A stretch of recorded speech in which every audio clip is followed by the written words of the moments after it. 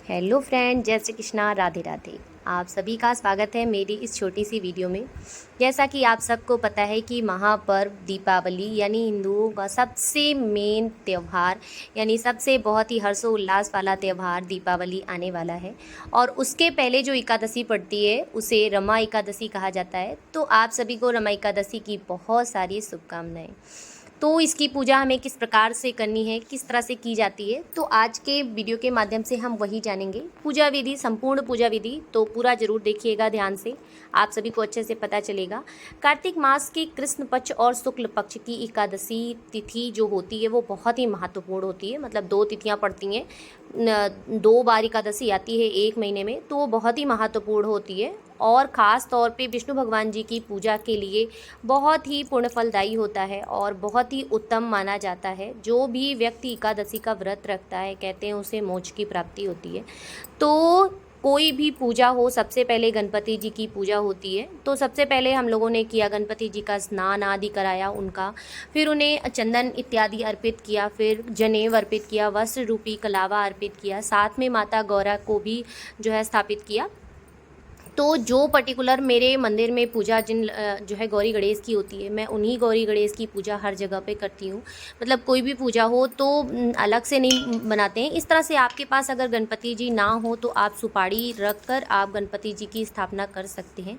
और उसके बाद हमने किया कलश की स्थापना। आप चाहें तो करें, यदि नहीं इच्छा है तो आप कलश की स्थापना ना करें, वो आपकी इच्छा पर डिपेंड करता है। कलश एक साक्षी होता है हमारी व्रत का, हमारी पूजा का। तो कलश विशेष महत्व रखता है, अपना एक अलग स्थान रखता है। तो इसलिए कलश स्थापित करना अच्छा होता है, बहुत ही शुभ माना जाता है। तो कलश में बेसिकली लौंग, इलायची, कमलगट्टा, खड़ी हल्दी और सुपारी डाला और थोड़े से जो है तिल डाले। इसमें चावल का प्रयोग नहीं होता है, इस बात का विशेष ध्यान रखें। फिर उस पर आम की पत्तियों के पल्लव लगाए और एक जोत जो है मतलब एक पूर्ण पात्र रखकर फिर उसके ऊपर जोत स्थापित किया।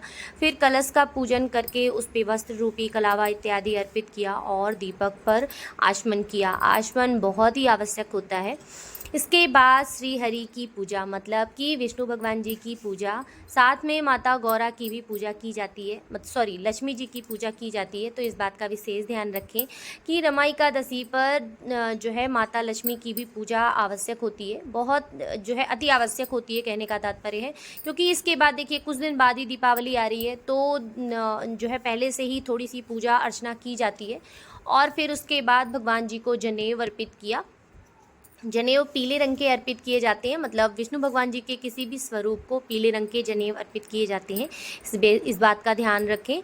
उसके बाद वस्त्र रूपी कलावा अर्पित किया, मतलब आप वस्त्र भी अलग से अर्पित कर सकते हैं यदि आपकी इच्छा हो, और नहीं तो फिर आप कलावा मतलब वस्त्र मानकर आप कलावा अर्पित कर सकते हैं। और फिर खूब अच्छे से पुष्प वगैरह अर्पित किए, बहुत सारे पुष्प, थोड़े मोड़े थे, मतलब मेरे गार्डन में इतने सारे फूल हो गए थे लगभग। और मंदिर की बाकी ऑलमोस्ट पूजा वगैरह अच्छे से हो गई थी। और फिर हाथ में थोड़ा सा तिल और फूल लेकर एकादशी की व्रत कथा पढ़ लेंगे। इस तरह से पुस्तक आती है, आप चाहें तो पुस्तक से पढ़ लें या फिर आप कहीं से सुन सकते हैं। सुनना और पढ़ना दोनों ही इक्वल माना जाता है, मतलब दोनों का जो है एक समान फल प्राप्त होता है, इसमें कोई दिक्कत नहीं है। और उसके बाद माता के प्रिय भोग जो भी आपके पास यथासंभव मिल जाए, आप फल बना सकते हैं या फिर आप किसी भी प्रकार का व्यंजन बना सकते हैं। इसमें मिर्च मसाले का विशेष करके परित्याग रहता है, मतलब इस एकादशी में मिर्च मसाले का बिल्कुल भी जो है सेवन नहीं करना चाहिए, इस बात का विशेष ध्यान रखें।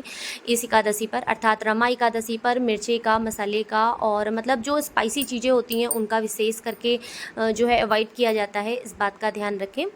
और फिर उसके बाद लास्ट में अच्छे से किया कपूर आरती, खूब अच्छे से, मतलब खूब अच्छे से जला के कपूर, और जो है गूगल लुबान की जो कप आती है समरंगनी, वो जो है जलाकर खूब अच्छे से कपूर आरती की। लेकिन इसका धुआं ना मुझे थोड़ा कम अच्छा लगा इस बार जो मैं लेकर आई थी, क्योंकि पूरा घर काला काला हो रहा था।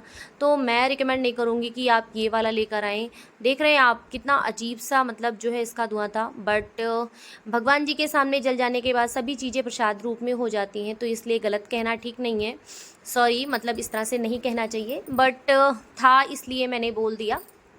खैर, फिर भगवान जी की अच्छे से आरती करके आचमन कर लेंगे और फिर मन में जो है श्री हरि का नाम या किसी भी स्वरूप का आप नाम जप कर सकते हैं, जो भी आपकी इच्छा हो, जो भी आपको अच्छा लगता हो, मतलब जैसा आपको सुटेबल हो, जैसा आपको जो है उचित लगे। यदि आपको मंत्र इत्यादि याद हैं तो आप मंत्रों का उच्चारण करके आप माला इत्यादि कर सकते हैं।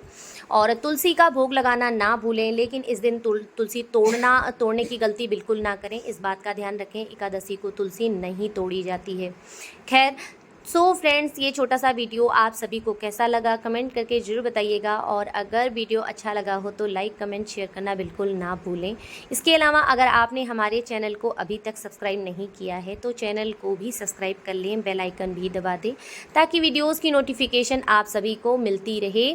सो जय श्री कृष्णा, राधे राधे। आप सभी को रमाई का